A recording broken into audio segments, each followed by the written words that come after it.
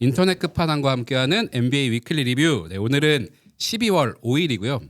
벌써 저희가 NBA 위클리 리뷰를 진행한 지도 꽤 시간이 흘렀습니다. 그래서 항상 쌓는 게 중요하니까. 네. 아무튼 오프닝은 짧게 하라는 요구가 많아서 바로 들어가도록 하겠습니다. 오늘은 이게 NBA 얘기라고 하기에는 좀 그렇지만 어쨌든 이제 NBA 도전하는 우리나라 선수가 있기 때문에 최근 그 한국이 중국과의 어떤 그 농구 경기에서 2연승을 거둔 거는 아마 처음이지 않을까 싶긴 한데 요거 먼저 빨리 말씀드릴게요. 위원님. 어떻게 보셨어요? 한국과 중국? 저는 진짜 우리나라가 중국 저번에 졌을 때도 잡을 만했다고 보거든요. 근데 결국은 두 번 잡았고 앞으로도 난 중국은 충분히 해볼 만한 상대라고 봅니다. 양한센이 등장해도 양한센 와도 해볼만하다고 봅니다. 왜냐하면 우리가 그쪽 중국은 전통적으로 가드가 좋지 않고요. 가드 압박을 잘했고 그리고 이현중이라는 우리 또 NBA급 선수가 있고 또 여준석이라는 NBA급 선수가 있기 때문에 양한센 정도는 뭐 정도는 아직 그래도 현역 NBA 선수니까 아무튼 뭐 간단한 그 위원님의 소감을 좀 들어봤고 석주 기자님이 조금 이런 내용들에 대해서 입체적으로 준비를 해왔다고 제가 좀 얘기를 들었는데 이 평가 좀 경기 어떻게 보셨어요?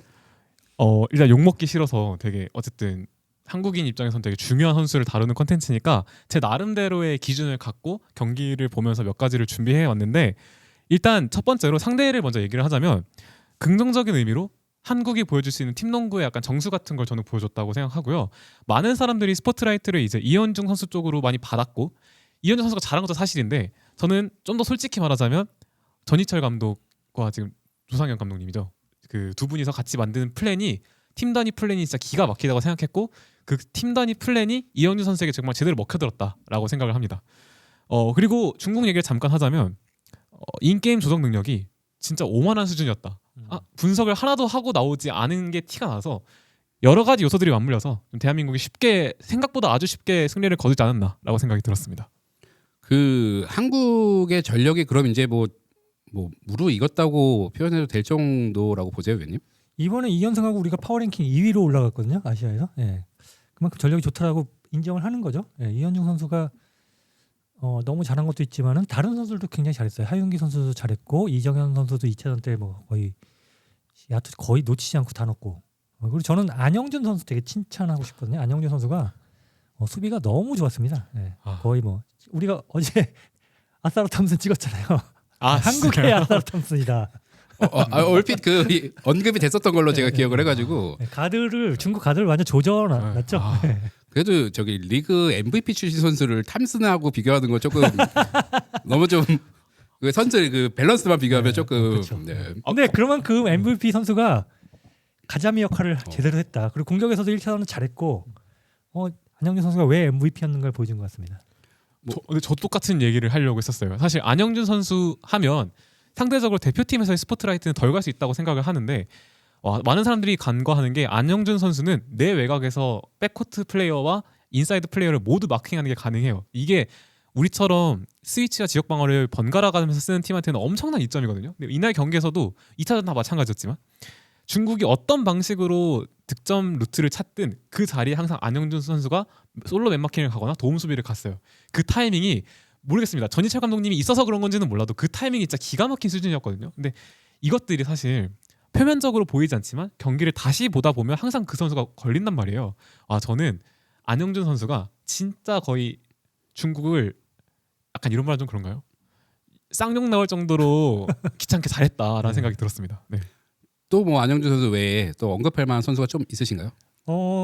이정현 선수 2차전 때는 뭐 전반에만 거의 뭐 3점 6개 넣었나? 뭐 그럴 정도 맹활약했고요. 사실 아시안컵에서 다쳐가지고 못 뛰었어요. 그때 아마 이정현 선수가 있었으면 이겼을 거라고 생각을 하고요. 그리고 뭐 변준영 선수도 잘했고 가드진에서 우리가 훨씬 앞섰다. 그리고 리바운드 싸움을 2차전 전반전에 우리가 조금 앞섰습니다. 물론 후반전에 뒤집혔지만은 그 리바운드도 잘 잡아냈고 그 중심에 역시 뭐 이원석, 하윤기 이런 빅맨들도 있었기 때문에 우리나라 다 젊은 선수들이잖아요. 앞으로 창창하다라고 생각을 합니다. 이게 제가 개인적으로 느끼는 바는 대한민국 대표팀이 현재 가고 있는 길과 전술이 약간 현대 농구의 트렌드를 조금씩 따라가고 있다는 생각을 사실은 많이 했습니다. 이번 대표팀의 경기들을 보면 제가 아까 팀 단위 동선의 농구를 되게 잘 수행했다고 말씀을 드렸는데 온갖 종류의 스크린을 정말 대표팀이 번갈아가면서 다 썼어요. 핀다운 스크린, 뭐 기본적인 투맨 게임에서의 스크린, 코너 슈터를 위한 스크린 다 썼는데 제가 깜짝 놀랐던 게 아까 이정현 선수 언급해 주셨는데 아니 리로케이션 스크린을 이정현 선수를 위해서 걸어주더라고요. 근데 그게 되게 찰나의 순간이었는데 마치 예상한 것처럼 대한민국 대표팀이 딱딱 움직이는 거 보고 굉장히 정말 짧은 시간 전인철 감독과 함께 조상현 감독과 함께 준비를 했지만 진짜 그 시간 알차게 빡세게 준비를 했구나, 진짜 각 잡고 나왔구나 흔히 말하는 그런 게 느껴져서 저는 오히려 이런 결과들이 대한민국이 약간 현대농구의 트렌드에 발맞춰가는 과정이 있다라는 생각이 들어서 그게 더 좋았던 것 같습니다. 또 혹시 언급하실 선수 있으신가요? 또 언급할 선수는 저는 그 이원석 선수가 2차전 때 생각보다 잘했거든요. 10득점 그리고 블럭도 3개. 사실 이 선수가 그 프로필상으로 2m 7cm라고 하는데 맨발로 2m 9인가 뭐 이 정도까지 컸다고 해요. 그러니까 높이로서 꿀리지 않고요. 경험을 많이 쌓는 게 굉장히 중요한데 아마 이번에 자신감을 많이 얻었을 거예요. 저번에 일본과의 평가전에서도 자신감 얻었었고 그러면서 한 단계 성장했고 이번에는 성장을 했기 때문에 더 좋은 선수가 될 거라고 봅니다. 이원석 선수의 그 높이는 사실 뭐 필요하죠. 예, 그 역대 이런 기동력을 가지고 이렇게 뛰는 선수 뭐 김지성 선수 이후에 최고가 아닐까 싶을 정도로 그 아버지인 이창수 선수와의 비교를 하면 스타일이 좀 많이 다른가요? 이창수 선수는 리바운드 잘하고 굳은 일 되게 잘했잖아요. 근데 약간 좀 소프트해요. 원래 아버지도 되게 소프트한 선수라서 경희대 시절에 최부영 감독이 굉장히 강하게 키우려고 여러 이상한 짓을 많이 해봤다고 해요. 그러니까 일부러 깡패들 동원해가지고 진짜요? 야, 내가 맡고 있으면 깡패한테 맡고 있으면 제가 어떻게 하는가 보자 이런 것도 했었다고 하더라고요. 제가 보기에는 그 아버지의 훅슛만 제대로 물려받아도 사실 굉장히 솔리드한 빅맨이 될 것 같은데 제가 서울 삼성 팬이잖아요. 이원석 선수를 되게 좋아하는데 이원석 선수가 많은 사람들이 생각하는 것보다 되게 깡이 있어요. 성질 있다고 하죠. 그 인게임에서 경기가 안 풀렸다거나 상대방과 충돌을 피하지 않는 유형의 선수거든요. 근데 그 이제 KBL 유튜브로 유명한 주성탄님 있잖아요.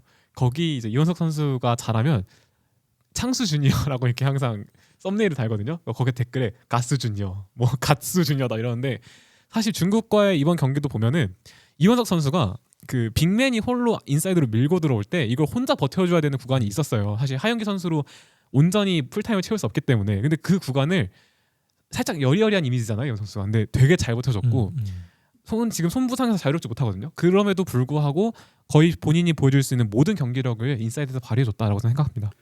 또 혹시 왜냐면 저희가 이제 메인으로 다뤄야 될 선수를 이제 빨리 넘어가 보려고 혹시 그 전에 좀 그 메인인 선수 빼고 좀 더 언급할 선수가 좀 있으시면 우리가 지금 안영준, 이정현, 또 하윤기, 변진영, 이원석 변진영 이런 선수였죠. 아쉬운 거는 유기상 선수가 부상으로 못 나온 건데 유기상 없이도 우리가 이겼고 3점이 터졌다는 거. 만약 유기상이 돌아오면 더 잘할 수 있다라는 거. 이게 우리도 100% 전력은 아니었다. 그럼에도 불구하고 잘했다라는 게 괜찮은 것 같습니다.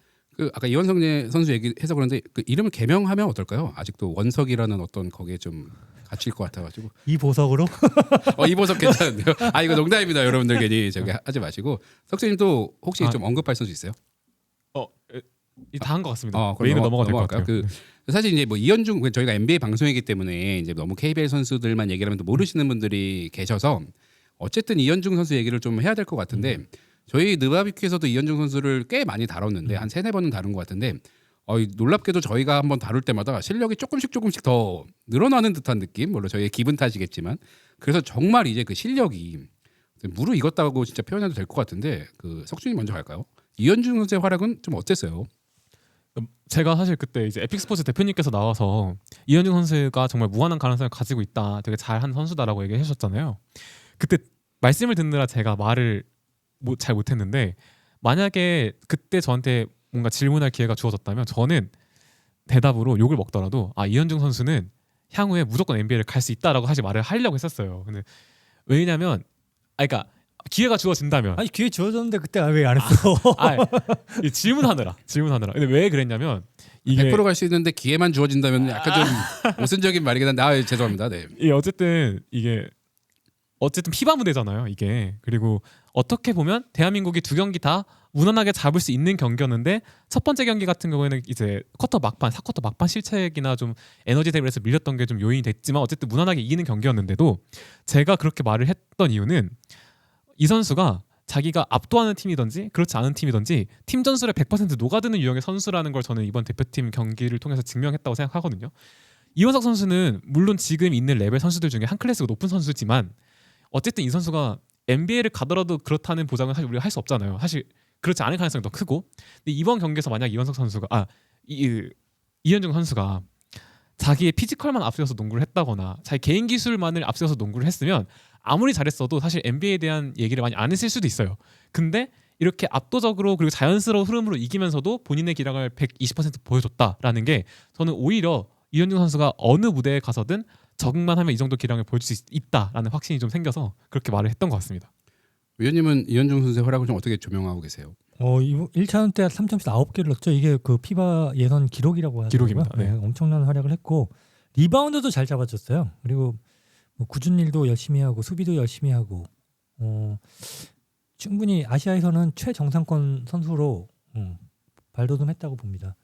제가 볼 때는 NBA 갈 수 있을 것 같아요. 왜냐하면 이 김명욱 대표가 지금 밀어주고 있고 김명욱 대표랑 제가 그 경기 끝나고 카톡을 보냈는데 답이 왔더라고요. 현중이 칭찬 많이 해달라고 방송에서 얘기했거든요. 칭찬 많이 할 거고요. 칭찬받겠다. 지금 일본 리그가 아시아에서는 가장 그 NBA에서 관심을 받는 리그예요. 근데 여기서 경기당 3.4개의 3점을 넣으면서 지금 1위입니다.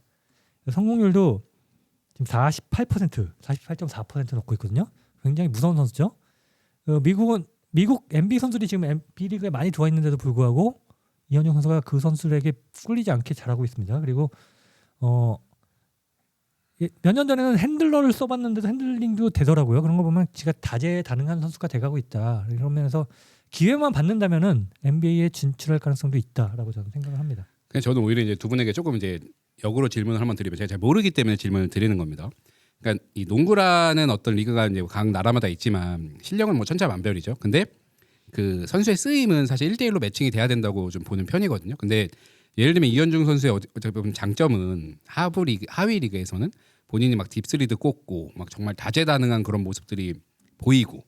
근데 이제 이게 빅리그로 가면 사실 이 롤을 맡을 수가 없는 그런 임무가 주어지는 거잖아요. 사실은 이제 코너에 좀 이제 속된 말로 짱 박혀 있다거나 이런 플레이만은 해야 되는 어떤 그런 운명이 좀 있는데 이 역할도 물론 당연히 잘하겠지만 좀 이런 어떤 이렇게 한정된 역할을 해야 되는 빅리그에서의 이현중은 좀 어떨 것 같으세요? 한정된 역할을 하기 충분한 게 3점이라는 무기가 굉장히 강점이 있죠. 그 데이비슨 대학 2학년 때는 그 180 클럽 때 들었으면서 슈팅하라는 인정을 받고 있었어요. 근데 아쉬운 게 큰 무대에서 3점이 안 터졌다는 것. 그 NCAA 토너먼트 1차전에서 미시간 대학과의 경기에서 진짜 안 보였어요. 막판에 3점 하나 넣고 막판에 좀 했지. 그다음에 그 팀이 결국 졌기 때문에 1년 탈락을 했고 그다음에 서머리그에서도 3점이 안 들어갔어요. 그게 좀 아쉬웠는데 능력은 충분히 있다. 그걸 보여줄 수만 있다면은 충분히 3점 하나만으로도 NBA는 갈 수 있다. 이렇게 생각을 합니다. 중국과의 연일 평가전에서도 이 선수가 매우 잘했지만 그렇다고 해서 보여줄 시간이 압도적으로 길었나? 그건 또 아니었어요. 왜냐하면 이때도 보면 1차전에서도 뭐 제가 말씀드렸지만 스플릿 액션으로 3점 만든다든지 뭐 빅맨인 그때 이승현 선수였죠. 이승현 선수 등 뒤로 돌아가가지고 커딩을 들어간다든지 이런 거는 사실 메인 핸들러이 아니더라도 충분히 NBA에서 슈터로 혹은 커터로 쓸 수 있는 동작이거든요. 근데 그런 것들을 이 선수가 어떤 경기에서든 자유롭게 구사만 할 수 있으면 갖고 있는 이제 위원님 말씀대로 기본 베이스의 능력이 있기 때문에 아까 말씀드린 거랑 좀 일맥상통하긴 해요. 자기보다 급이 낮은 선수를 만났다고 이 선수가 무조건 밀고 들어갔거나 뭐 개인 드리블로 돌파를 시도했다거나 하면 이런 얘기가 안 나왔을 수도 있어요. 근데 본인이 잘하는 걸 120% 보여주면서도 팀 승리까지 이제 이걸 연계할 수 있는 선수라는 걸 저는 증명했다고 생각하기 때문에 본인 기술을 보여줄 장소와 기회만 전 주어지면 전 충분히 갈 수 있다고 생각합니다. 그럼 여기서 이제 두 분께 이제 허를 찌르는 질문 오늘 2개를 준비했거든요. 네, 하나를 먼저 좀 드릴게요.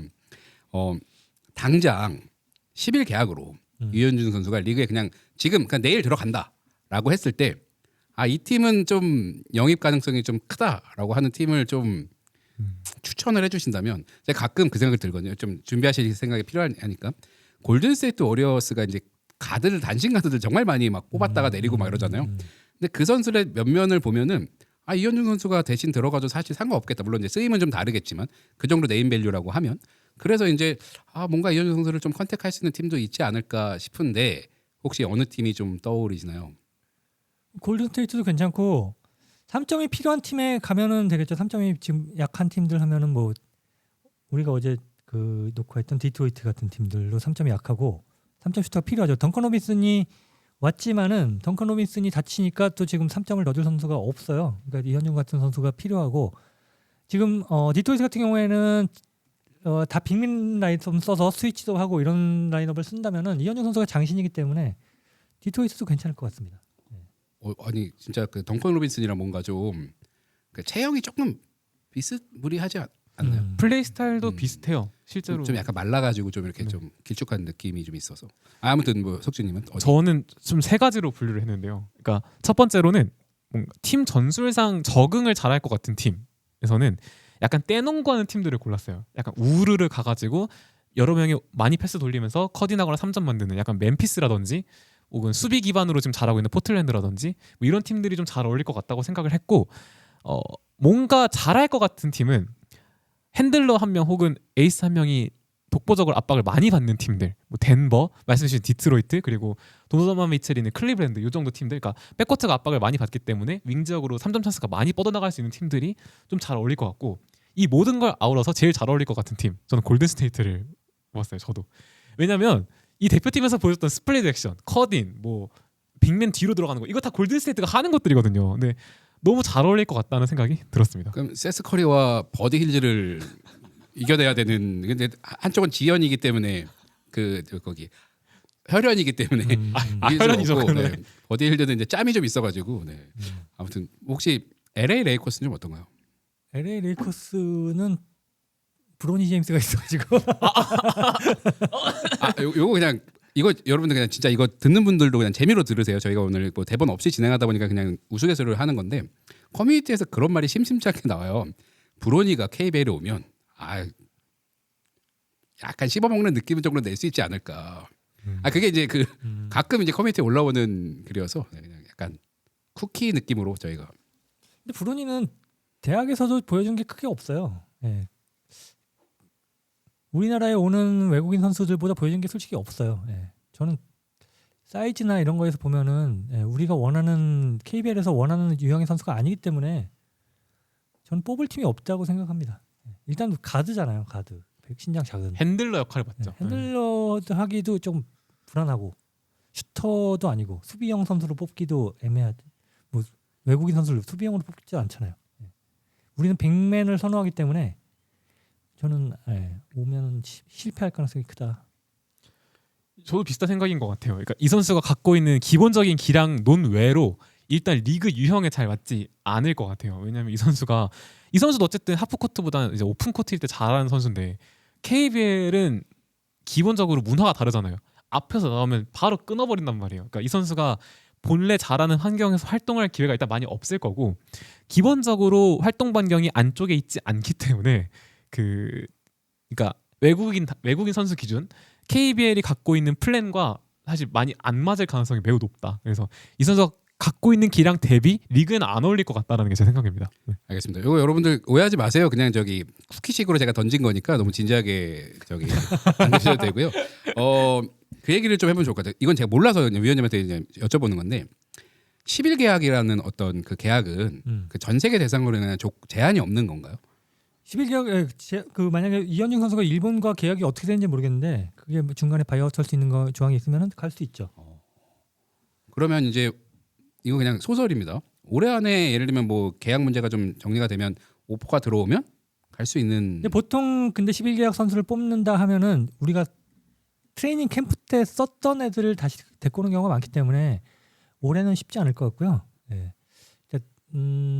어떻게든 내년 서머리그도 뛰어보고 트레이닝 캠프에 들어서 눈도장을 찍어 놓아야지 10일 계약이 가능할 거라고 봅니다. 그러면 정말 제대로 된 도전은 어떻게 보면 내년이 이제 되겠네요. 네, 알겠습니다. 근데 서머리그에서 진짜 한 번이라도 인상적인 퍼포먼스를 보여주면 이게 다시 그 무대에 도전할 수 있는 가능성은 얼마든지 있어요. 왜냐하면 생각보다 그 관계자분들이 막 엄청 디테일한 데이터를 가지고 모든 선수를 하나 다 분석하는 게 아니기 때문에 일단 인게임 퍼포먼스가 서머리그에서 한 경기라도 좋으면 그 이후 2차, 3차적인 기회는 얼마든지 저는 있다고 생각합니다. 네.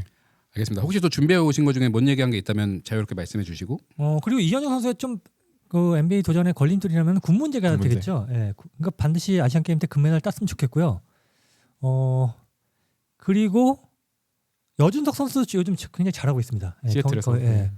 최근 경기에서 졌지만 18득점 올리면서 자신의 최고 득점 올렸었고요. 거의 꾸준하게 15득점 이상 올려주고 있고 팀이 생각보다 잘하고 있어요. 예. 지금 3연승을 달리다 1패를 했지만은 물론 토너먼트에 나가기 힘들 겁니다. 근데 그럼에도 불구하고 생각보다 잘하고 있다. 이렇게 이 후반기에 돼서 한 17점 평균 이렇게 찍어주면은 제가 볼 때는 PIT 갈 가능성이 있고요. PIT 가서 도장을 찍으면은 PIT 출신 NBA 선수들이 꽤 있어요. 예, 뭐 스카트 피판이나 이런 선수들도 PIT 했고 올해 그 눈뜬 선수 중에 넴하드 같은 경우도 거기서 해서 NBA 드래프트 컴바인으로 간 거거든요. 예. 1차 목표는 저는 PIT 진출이다 이렇게 잡고 열심히 했으면 좋겠습니다. 알겠습니다. 뭐 속지님도 못한 얘기가 있으면. 개인적으로 저는 이현중 선수의 가장 큰 장점이면 전 멘탈이라고 생각하거든요. 이게 항상 이현중 선수 저도 SNS 팔로우를 하고 있는데 그 인터뷰나 항상 흔히 말하는 그 워크 에틱 같은 걸 보면 주위 환경에 잘 흔들리지 않는 유형의 되게 약간 독단적이고 어떻게 보면 자신감이 항상 있는 선수라고 저는 생각이 들어서 독단적이라는 말이라기보다 약간 자신감이 항상 있는 선수라는 생각이 들어서 저는 오히려 이 기질이 그냥 쭉 이어졌으면 좋겠어요. 어떤 무대를 가서 뭘 하든 저는 이현중 선수의 이런 퍼포먼스가 쭉 그냥 계속 이어지기만 했으면 좋겠습니다. 이게 그 내년에도 느바비큐가 열심히 달려야 될 이유가 될 수도 있겠네요. 여준석 선수와 이현중 선수가 내년에 정말 제대로 정조준을 하면 느바비큐가 조금이라도 도움이 되면 좋겠다는 어떤 바람을 덧붙이고 이제 마지막으로 제가 허를 찌르는 질문 이제 하면서 이번 그 리뷰는 마무리하면 좋을 것 같은데 이게 예전에 정지욱 편집장님이 저희 방송 나오셔가지고 나름 이제 화제가 됐던 발언 중에 하나였는데 두 분께 그냥 동시에 질문 드릴게요. 먼저 말씀하실 분이 말씀하시면 되는데 한국 농구 국가대표팀 지금 황금 세대인가요? 저는 황금 세대라고 생각해요. 여준석, 이현중, 이정현 이 세 명은 뭐 그 역대 4번에도 뭐 어디에 꿀리지 않을 정도의 선수들이라고 보고 경쟁력도 있고 신장도 좋고 운동력도 갖추고 있고 협회에서만 잘 밀어주면은 이서현 선수들 코어로 10년은 아시아에서 버틸 수 있다라고 생각합니다. 하치무라가 합류한 일본도 하치무라 지금 감독이랑 사이도 안 좋고. 예. 저는 아니어야 한다고 생각해요.